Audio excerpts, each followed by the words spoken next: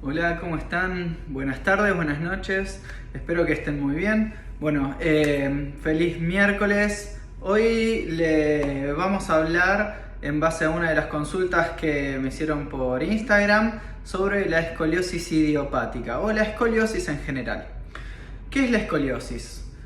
Básicamente la escoliosis es una deformidad de la columna en el plano coronal, que se llama, o sea, cuando miramos la columna de adelante hacia atrás.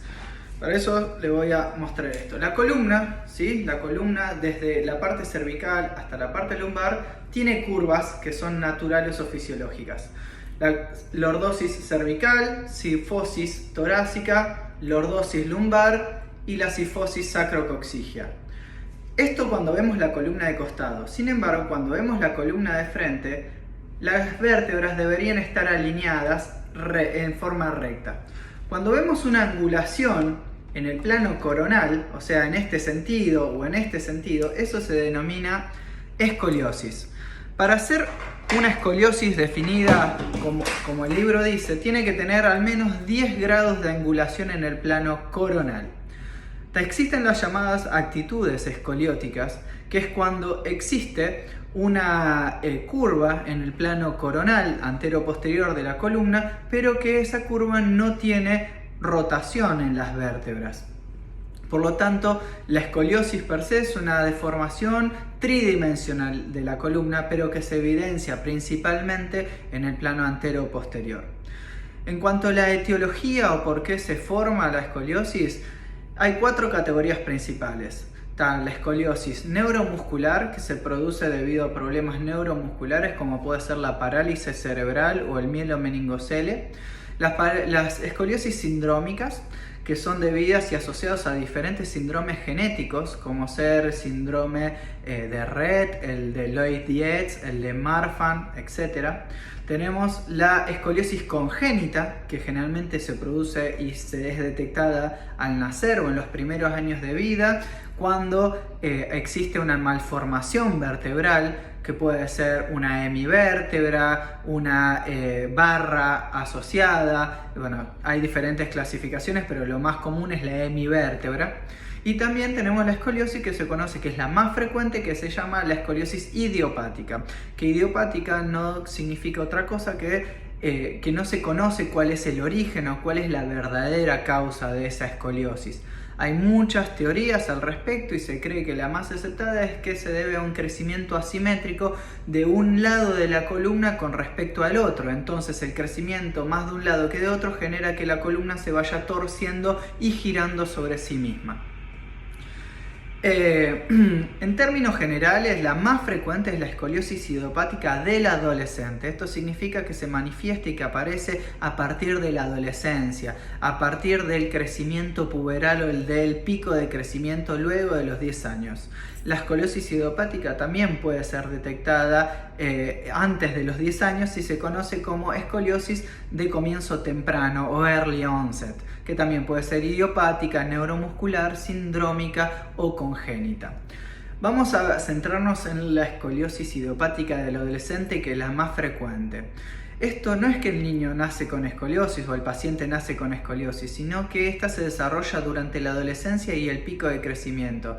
Muchas veces, debido al crecimiento estatural, la columna empieza a torcerse más rápidamente y se hace notoria. Es más notoria generalmente en las épocas de verano o en los pacientes que realizan algún tipo de actividad física o en grupo con menos ropa, en donde el profe de educación física, el profe de natación, la profesora de danza, etc., pueden llegar a detectar algún tipo de anomalía o de asimetría en el cuerpo. ¿Cómo se caracteriza? Principalmente un desbalance de los hombros. Existe un hombro más alto que otro, existe una asimetría en lo que es el triángulo de la talla, o sea, el espacio que entre los brazos y la cintura puede ser más abierto de un lado que de otro, y también se puede ver el lado de las caderas. La maniobra típica es la maniobra de Adams, o sea, hacemos inclinar al paciente, nos ponemos en la espalda del paciente y lo hacemos inclinar hacia adelante. En esa maniobra de inclinarlo para adelante, vamos a detectar si hay algún tipo de asimetría en el torso. ¿Cómo se genera? Principalmente porque además de la curva en el plano coronal, existe una rotación de las vértebras.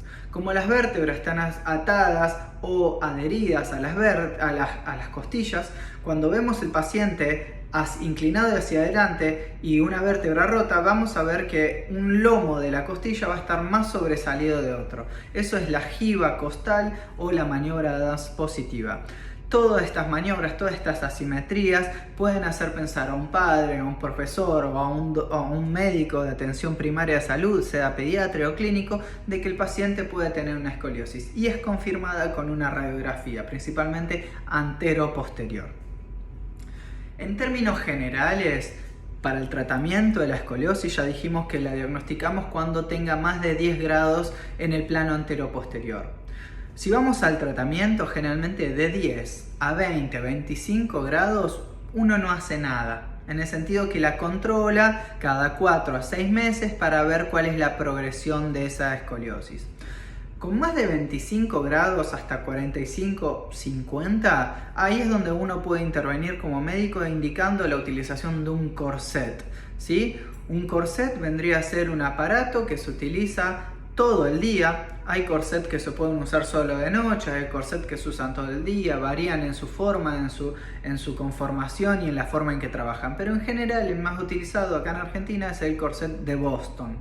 El corset de Boston o el TLSO es un corset que se utiliza todo el día, la mayor cantidad de horas posibles, incluso de noche, 23 o 24 horas sobre 24, y que consiste en aplicar fuerzas en la columna para desrotarla y evitar el efecto de la gravedad sobre la columna, para evitar la progresión, básicamente. Está asociado en la cantidad de horas de uso del corset a la eficacia del mismo, sabiendo que si un niño, un paciente, usa el corset menos de 13, 10 horas, la eficacia disminuye muchísimo de ese corset y la utilización. Ahora, la utilización del corset depende del potencial del crecimiento de ese paciente, o sea, cuánto va o cuál es el potencial de que ese paciente va a crecer. Ya les había dicho que la escoliosis aparece en el pico de crecimiento o en la adolescencia, por lo tanto, si el paciente está en crecimiento o tiene crecimiento remanente, todavía existe una potencialidad de progresión de esa curva. Si el paciente se encuentra en un estadio avanzado de crecimiento, estadificado, o sea, porque pasaron 2 años desde que tuvo la primera regla o la primera menstruación si es mujer, o si los cartílagos de crecimiento se encuentran cerrados, que pueden ser los cartílagos de crecimiento en la mano o en la pelvis, que es lo que más se utiliza, que son el signo de Sanders y del Reiser.